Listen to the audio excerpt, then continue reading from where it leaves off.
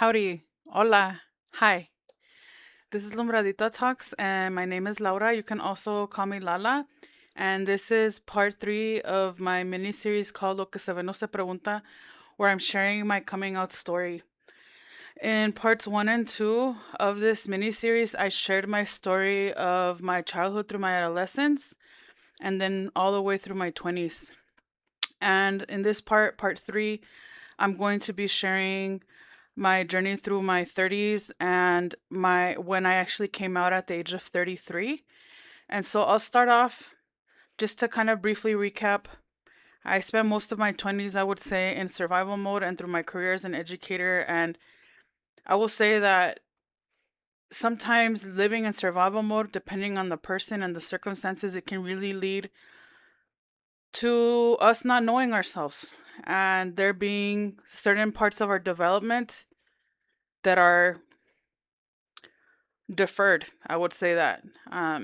Getting to know ourselves and having the privilege to be able to do that is something that not everybody has access to. And it's not to like victimize oneself, but it's just acknowledging my truth that being the oldest, being first generation, and then going into education, all of those things combined, along with specific experiences that I had, resulted in that. I do want to give a trigger warning that throughout this episode, I will be touching on the subject of mental health and SI all throughout the episode. And so I just wanted to put that out there that if this feels like it's too heavy, or if you feel that you don't have the capacity to be able to engage with content like that, I completely understand and support your decision uh, to move on from this. So I just wanted to put that out there because this is a huge part of what happened in my 30s.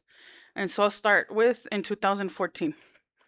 So in 2014, in the spring, summer of 2014, I decided that I was going to move to Central Texas. I had taught in New Orleans for 4 years. I taught in Colorado Springs for 2 years.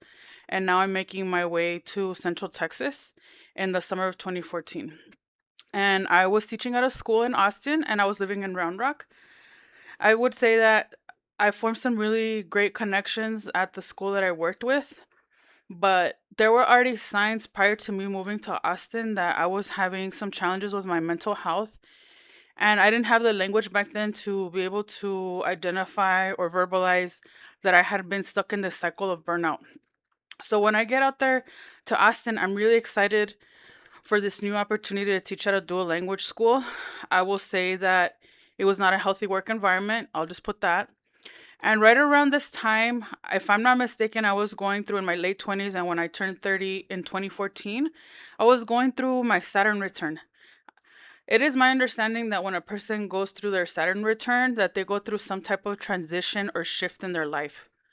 It's a time period where we take an audit of our life and we confront reality. In some cases, suppression of who we are is no longer an option. And as a result of that, again, like I said, we go through some type of transition or shift. There are already signs of that happening, even though I kind of was just in denial about it. And so I started teaching in the fall of 2014 in Austin. And in the spring of 2015, I decided I wanted to take a solo trip. I decided I wanted to take a solo trip to the Bay Area, to San Francisco. And because my friends and family at that point were in different places in their life, starting their own families and getting married and what have you, I knew that I was going to make that trip on my own. And I was excited to do it because me being single was never a reason to not do anything. If somebody couldn't go with me, I would go anyway. And so I was very excited. And so I booked my flight and I booked my hotel, and I was going to be out there in San Francisco for a total of 6 days. Now, what's interesting is that when I went on that trip, I did not anticipate the types of things that I would have to grapple with internally. Because when I first got there, like my initial thought was like, wow, this is incredibly liberating. I'm so excited to be here. I feel so grateful to be here. This is just awesome. And as the days went on and I was venturing out, I started asking myself, like, how come I don't do this more often? Why don't I get to do this more often? And I'm feeling very unhappy and I don't know why. And like, I started really having to sit with these thoughts of like, Am I living life the way that I'm supposed to? And there wasn't necessarily anything that happened in San Francisco that made me ask these questions. If anything, it was just the mere fact that I went out there by myself where I didn't know a single person. And when I went, it wasn't there wasn't a lot of tourists, even going through the bar, going across the Golden Gate Bridge. When I decided to rent a car for a day to go to the Redwoods, I didn't see a whole lot of people. It didn't feel as busy, even though it was a city. It was just the mere fact that I was going in and out of these places and exploring them on my own and sitting with myself in a place where I didn't know anybody, that I was asking me myself these questions. And like, one of the questions that I remember thinking of was like, who am I if I'm not living up to other people's expectations? Who am I if I'm not trying so hard to live up to other people's expectations? Because I feel like my whole life I've tried to live up to other people's expectations and I have failed at it. I don't feel like I fit in. I don't feel like I have found where I belong. I feel like I disappoint people and it just doesn't seem like I can get it right. And so, who am I if I stop trying to do that? If I stop trying to conform, because it is very hard for me to do it? Who am I? And what am I? Who am I if I'm not what everybody wants me or needs me to be?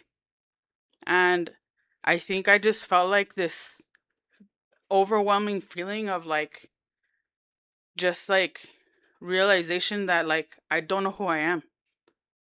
I don't know what I'm doing. I don't know what my purpose is.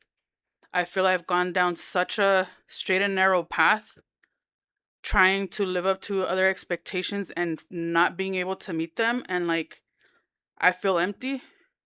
The main thing that was just crossing my mind was I don't know who I am. I don't even know if I can switch directions at this point. How would I even do that? And that just feeling of overwhelmed like really resulted in me really asking myself, do I even want to be here anymore? I don't know if I want to be here anymore. While I was going through San Francisco and seeing these beautiful sights, it was this like duality of like amazement and seeing such beautiful things and feeling so inspired, but then also me having to confront the emptiness that I felt inside. It was almost like I was having to really acknowledge the fact that I was numb at that point in my life. And that if I really confronted how I was feeling, it was gonna be too overwhelming.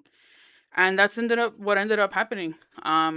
When I came back to Austin, I ended up experiencing pretty debilitating panic attacks because I was finally starting to confront how I was really feeling. I was having to really acknowledge certain emotions. I was having to acknowledge my truth. One of those things of like seeing that my friends, my colleagues, my family, they were all getting on with their life, getting married, having kids. And it wasn't necessarily that I felt like I was lacking that.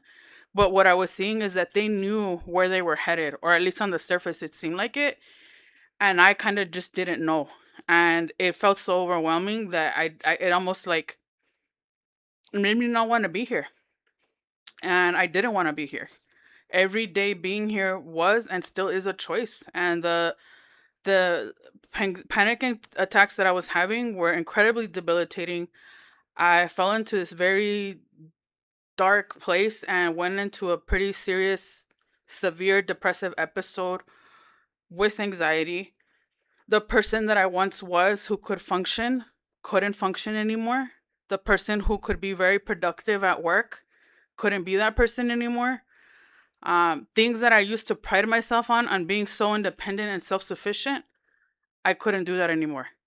Something as simple as like wanting to take a shower, brush my teeth, do my skincare, take out the trash, get in my car, go to work, lesson planning, how creative I was with that, how animated and engaging I was. I couldn't do it anymore. I just couldn't. It was incredibly debilitating. And in some aspects, I felt paralyzed. Like just the mere fact that I couldn't get in the car and drive when that used to be one of my favorite things to do. And even to this day, I don't even feel like I have the same relationship that I did with driving because of this time period. Like, I just, again, the best way that I can describe it is that I felt paralyzed and overwhelmed, and I just didn't want to be here anymore. That crisis made it very difficult for me to maintain relationships with other people. It made it very difficult for me to take care of myself. It made it very difficult for me to work. And because I was paralyzed by this depression, I had no choice but to sit still. And I had to really start addressing certain things internally, and I did seek professional support. I was under the care of mental health professionals during this time period. I do want to say that I went through a series of misdiagnoses during this time period. And because I got several misdiagnoses across this 2 year period, I did not receive the correct treatment for that. Some of it was pretty barbaric. And I don't think anybody who knows me would disagree that it's a miracle that I'm still here today. It was that bad. And during this time period that I was by myself a lot of the time, a lot of it was because I isolated myself. I started addressing like these feelings that I had internally and really deconstructing certain things and really reflecting on certain things. And as the 2 years went on, I really had to get honest with myself. And by the end of those 2 years, I had to confront the fact that I'm not straight. Um, at that point in time, I kind of just acknowledged to myself, or I thought that I was bisexual. And there wasn't necessarily anything that happened that led me to come to that place of awareness. It was just something that I was like starting to make sense of certain things of like different aspects of my life, and that was the one thing that I really examined. And so in the spring of 2017, 2 years after all of this was going on, I remember having a conversation with two of my friends, and I shared this with them. And I was 33 years old at this point when I first started coming out in 2017. And I remember telling them, and their response was very much like, we kind of figured, but we were waiting for you to share that if you felt comfortable sharing. And we still love you and care about you. We don't see you any differently. And the question was, how are you feeling? How are you doing? That was the prevalent question with these two friends. That was the main thing that they were concerned about because they knew that this was a major thing for me. Um, at that point, I had been single for almost 10 years. Yeah, just about. I had already been single for 10 years at that point. And they were very supportive. And I realized that not only did I have to have that awareness, I had to have at least some level of acceptance for me to want to even consider sharing it with somebody. And on top of that, I had to feel safe. I learned that while I was working on my master's degree after hearing all these stories that if safety is not established, that it's generally not a good idea to come out. That was my interpretation at the time, and I don't think I've really changed my mind on that. I'm not going to come out or share my identity to somebody if those conditions exist, if I don't feel comfortable and I don't feel like it's a safe place or safe person for me to do that with. I thought I would be safe to share this with family. And I will say that unfortunately it wasn't with some people in my family, not everybody. I think some family didn't know how to respond because it was a lot to take in. I am the oldest. And I feel that the family that didn't know how to respond tried to be as supportive as they could be. And they did, in some way or another, communicate that they accepted me and that they loved me. I will say that was not the majority of my experience coming out to family, though. I had some family that discouraged me to come out, some family that told me to postpone coming out. I had some family that questioned why I was coming out now. Like, is there somebody that you're seeing now, and this is why you're not telling us? Are you living some type of double life? No. Um, there was no prospects. I was not even considering dating at that point. I just wanted to share my truth, and I knew that I had to start by sharing my truth before I even considered doing anything like considering being in a relationship. That's where I was at. I had some family that expressed like, "Oh, not a big deal. That's I I accept you. To then go ahead and turn around sometime later and say some really homophobic and hateful things, very hurtful things.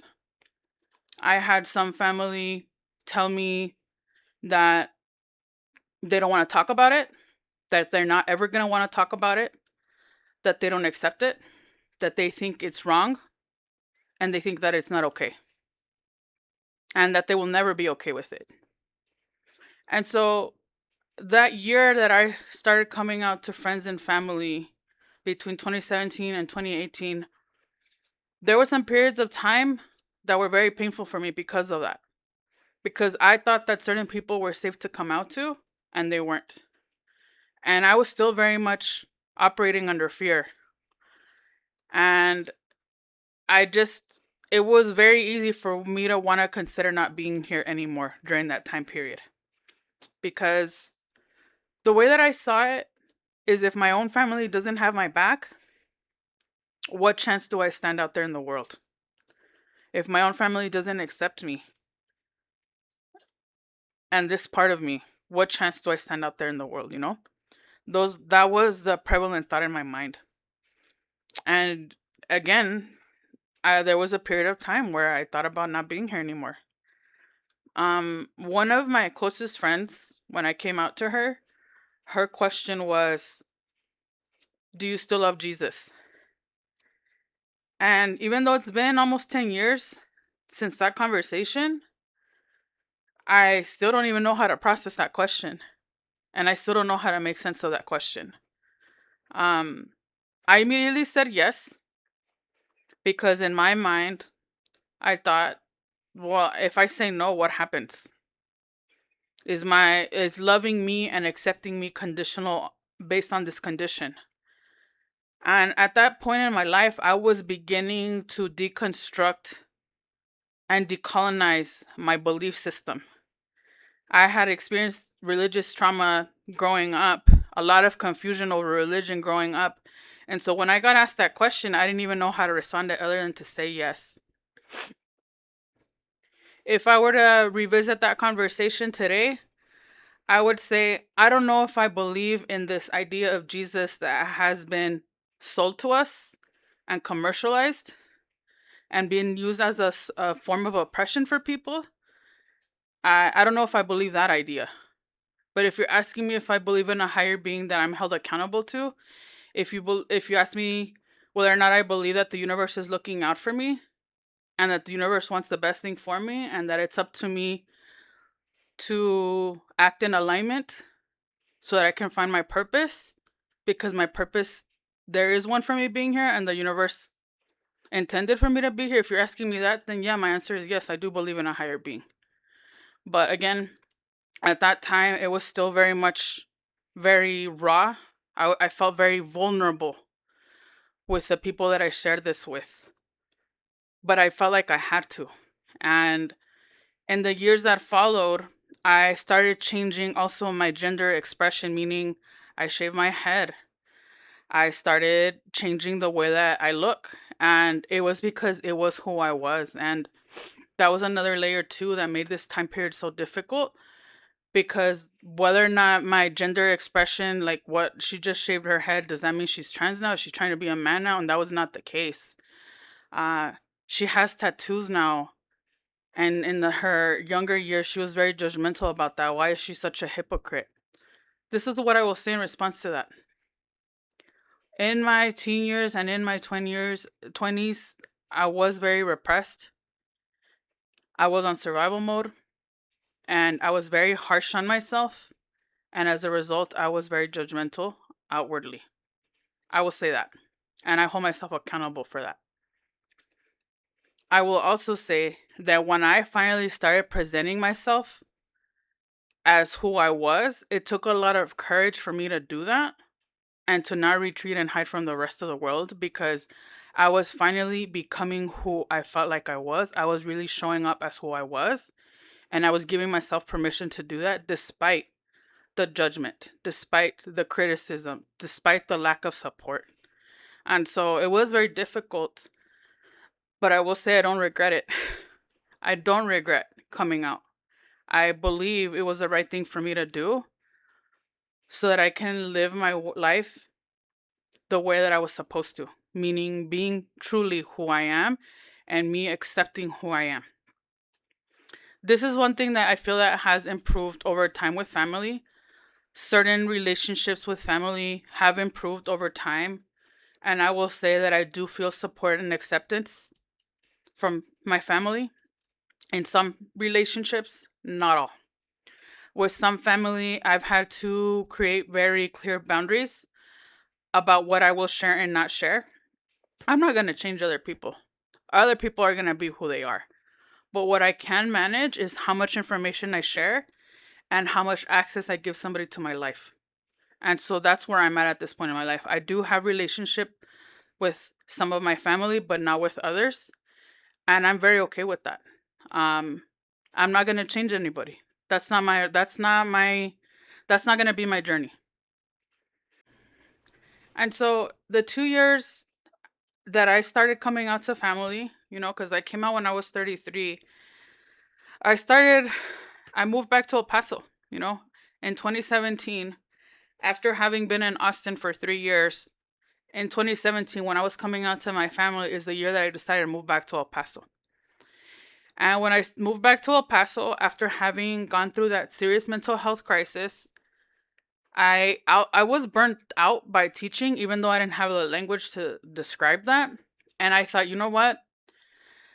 I have invested so much time in my career. It's been 10 years at this point, and I'm going to give this another year. If in this first year of teaching in El Paso, I don't feel re inspired and reinvigorated, and if I don't feel like I can continue doing this beyond this year, I'm not going to continue doing this, and I'm going to have to make some significant changes professionally. Fortunately, me being a third grade and fourth grade writing teacher that first year that I was here in El Paso completely was like a turning point for me in my career. Even though it wasn't the healthiest of workplaces either, I realized that there were a lot of systemic forces that were contributing to me continuously being burnt out in education. It wasn't that I didn't like teaching. I loved teaching. What I learned is that I just didn't love teaching in certain circumstances. I didn't love teaching ELA when it required me to teach texts that I felt were irrelevant to my students. I didn't love using curriculum or enjoy teaching curriculum that I didn't feel like addressed the needs of my students. When I got that clarity the first year that I was out here in El Paso, it was just very illuminating for me. It's like, no, I do love teaching. I just don't love teaching under certain circumstances that I feel are contributing to the oppression of certain students that are actually just contributing to students having poor outcomes and not addressing their needs. That's what I can't get down with.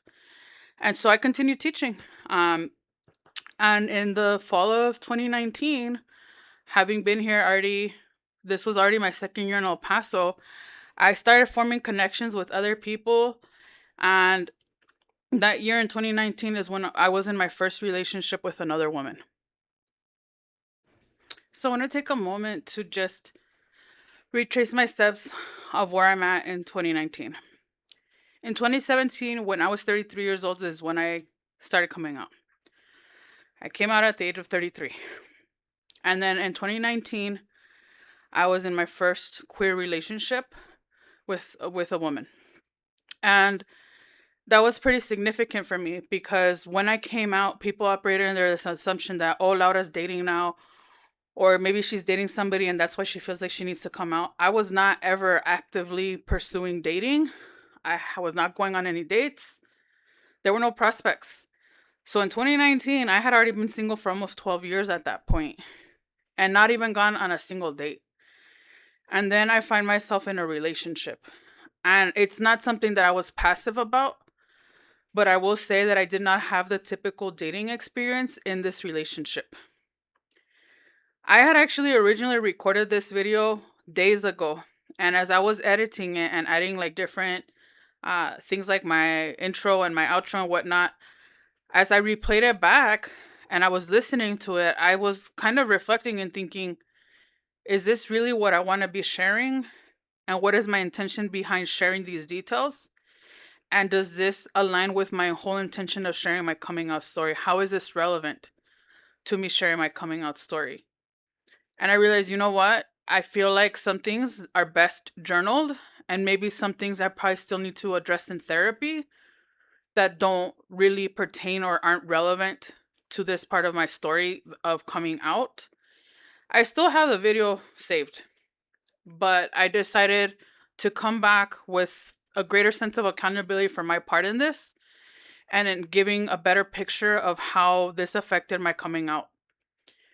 So, I will start off by saying that I was a rebound and I got into a relationship with somebody who used to be with somebody that was my friend.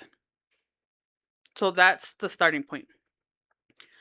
I will say that I did not participate in cheating, but it was just all around not a good idea and a messy situation. And I hold myself accountable for being a part of this relationship. And it was inevitable that it was going to end. It had to. I mean, the way that I see it is something doesn't start right, it's not going to end right. And it's a part of my journey. That relationship did not even last half a year. So it was a very short relationship, but a very intense relationship for me at that time. Now, this is a person that I really cared about and that to this day I still care about, and I hope that they're doing well. And I just want to start off with that. But I will share what I learned, and some of those things are truths about myself and also truths about what I deserve and don't deserve. So, the first thing, I did not know that I was experiencing emotional abuse near the end of this relationship until I started talking about it in therapy. I have experienced emotional abuse before this, but not in a romantic relationship and not in a relationship with another woman.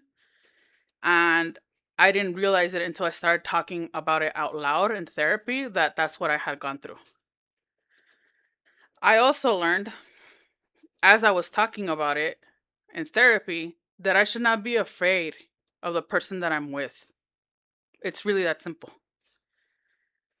Now, the part that I learned that I had some inner work to do was around this fear of conflict. While I wouldn't leave the room, I wouldn't leave the house, I wouldn't leave the car, I wouldn't run away, I would shut down. And I couldn't speak if there was any form of like disagreement or difference of opinion or misunderstanding.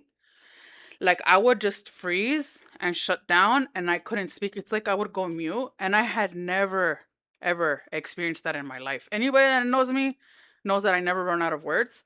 But in this particular relationship, I experienced that, and it was very just like what the hell, what's happening? Like why am I freezing up? Why am I going mute? And it goes back to I shouldn't be afraid of the person that I'm with. But I also realized that I was putting a lot of pressure on myself to be the perfect partner and to get it right. And that was part of that. That leads me to the next thing. And I mean, if it wasn't obvious at this point, by this point, I think the biggest thing was that I needed to work on my self esteem. Being in that relationship to begin with is evidence of that I had to do some work on my self esteem. I also learned that how somebody mistreated me and hurt me in the way that I was didn't mean anything or indicate anything about my value as a person or a partner. Like being discarded the way that I was doesn't mean that I wasn't someone worthy of consideration and care. Uh, at some point in the relationship, I actually believed that I deserved to be treated that way, the way that I was being treated. And let me elaborate a little bit on that.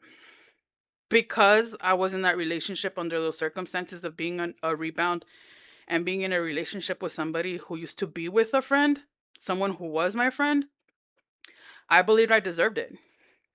And I would tell myself things like, pues eso te pasa por pendeja. There's this expression in Spanish, eso te pasa por pendeja. Like, basically, what did you expect was going to happen? Obviously, this was going to happen. This is what you get. And I had to work through that and like really understand that this is a reflection of me having a low self-esteem. Um, Yeah, that was very, very hard for me to have to confront that, because I was asking a lot of questions about why did this person do this, knowing what they knew about my history, knowing that I had not been in a relationship for over 10 years. Why did they do this? Why did they go back to their ex? I kept asking, why did this person do this? And I kept trying to understand why this happened. But at some point, my therapist gently explained to me that the why, while it's important to understand certain things, other things I'm never going to understand why she did them. They don't always make sense why somebody does something. Instead, I need to be asking myself, what am I supposed to learn from this? How will I grow from this? And more than anything, I had to learn how to forgive myself. I think that was the biggest thing that came out of that relationship.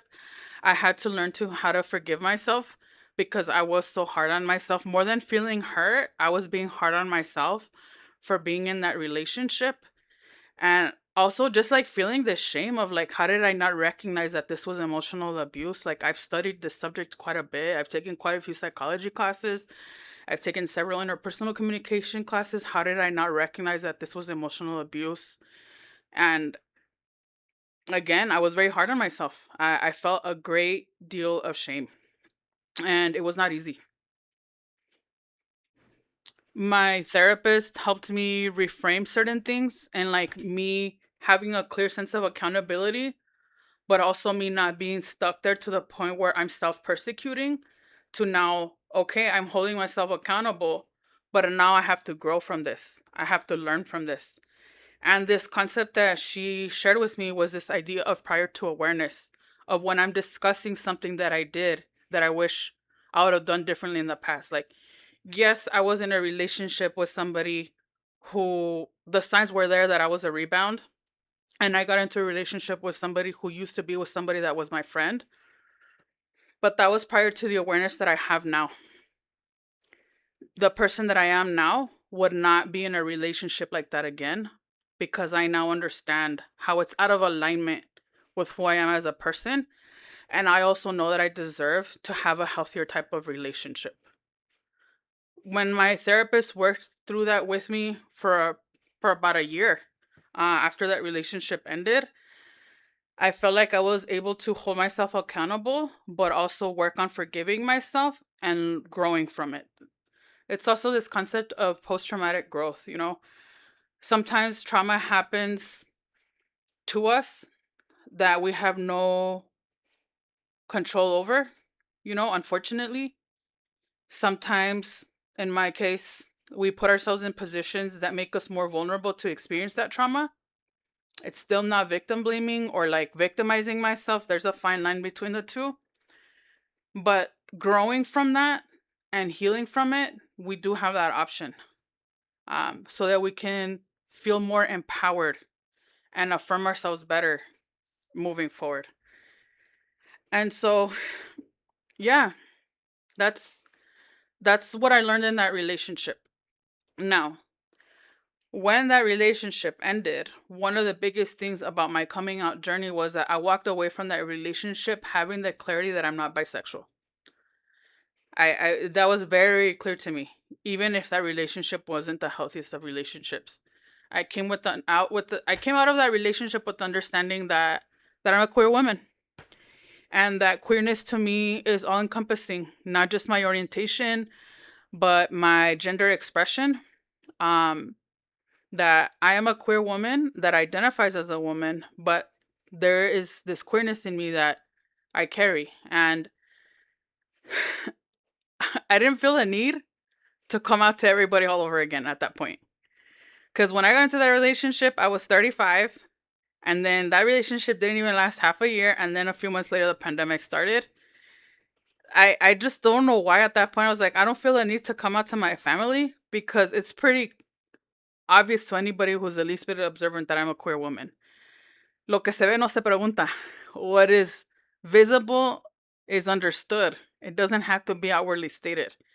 If somebody were to ask me and any of my family or friends and they're willing to have that conversation, I'm willing to have that conversation. But at this point in my life, I don't feel a need to come out to my family and say, hey, by the way, I identify as a queer woman.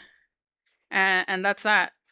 I will say that part of this was me deconstructing this idea of compulsive heterosexuality, and that is still something that I feel that I'm deconstructing. I don't identify with the word lesbian, even though I'm not opposed to it. If some, and I don't have any bad feelings about it if somebody calls me that in a way that's like just general, not obviously if it's gonna be demeaning or insulting. But I have an interesting relationship with that word simply because of my history of hearing that word used in such a hateful way. I know that the word queer has been used in an incredibly hateful way, but for me, using the word queer is in some way taking power back with that word and empowering myself in all aspects of myself, not just my orientation, but my gender identity. Like, I would not say that I'm non binary, but I also would say that, like, even though I identify as a woman and I am a woman, like, depending on the day, I feel a lot more feminine than other days. And I feel that, like, even though I have a shaved head, does not mean that I'm a masculine presenting woman. The essence of who I am, I think, is very much a feminine being.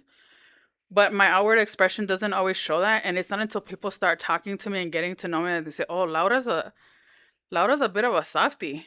Now, she will say it like it is, but she's I mean, I'm a Cancer rising. so so there's this side of me that can be very sensitive, and I don't try to repress that anymore. I actually think that me being more of myself encourages other people to do the same and for them to feel safe being themselves with me. I have been told throughout my life that some people feel seen by me, and I think part of it is because I show up as I am and I'm transparent. And because of that, it creates the safety and also the permission for them to do the same if they feel comfortable and ready to do it. So, yeah, I would say that was my first relationship. I was 35 years old. It was pretty significant. I don't have any bad feelings towards this person. I can honestly tell you that. Um, it was a great learning experience. It was some hard lessons that I learned. It is not something that I feel proud of, but it is a part of my journey. And yeah, that's where I was at in 2020 when that relationship ended. At the right at the beginning of 2020, that relationship ended. So this is, I think, where my stopping point.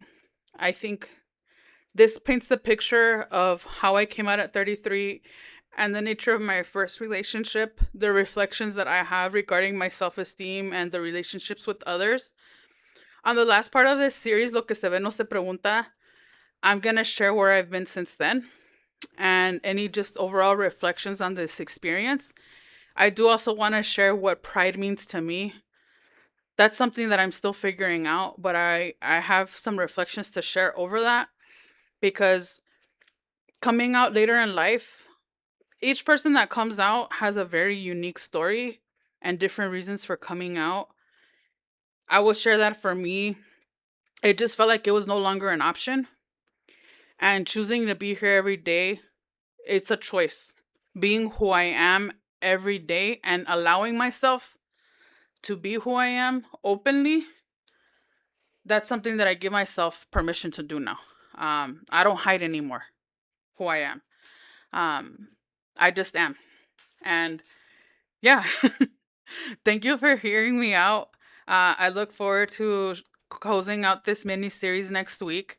Of course, I welcome any comments or questions. Please keep it respectful. Thank you for being here.